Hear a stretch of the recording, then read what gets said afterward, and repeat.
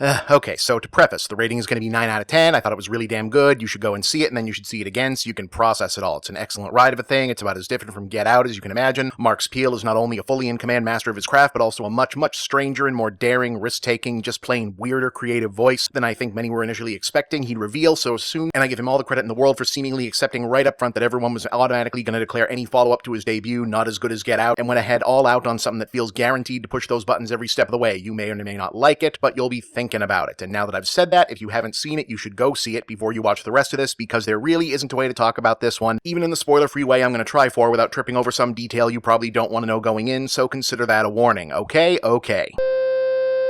So when I say Peele's voice is weirder than expected, obviously the turn to almost funny pop surrealist absurdity in the third act of Get Out indicated handily that his imagination was capable of going there, but if Us differs from its predecessor in one key way overall, it's that it gets weird almost immediately and then never stops escalating right up to the end. It's a far-out, scary story running on dream logic and nightmare imagery where about the clearest explanation we ever get for what's going on is in the form of a fairy tale recited by a madwoman. Its assemblage of plot beats, of villains, iconography, and jump scares and set-piece sequences feels like something you could only create by compiling a list of terrible things half-remembered from your worst bad dreams and trying to connect them into a single narrative, but these nightmares are all solid, human scale, and inflict very real tactile violence. The central conceit, indeed, is one of the best and most original, unsettling, and just plain freakish ideas the genre has produced in years. An ordinary middle-class family is being terrorized by a second family of sinister home invaders who are revealed to be their evil duplicates. To say any more about them would give away some of the game, but the bad guys, referred to only as the Tethered, aren't so much mirror images or clones as they are grotesque, homunculus parodies of each individual person, not necessarily reflecting their personalities, though they seem compelled but not necessarily bound to mimic their actions at times, as much as embodying an emptied, twisted variation thereof.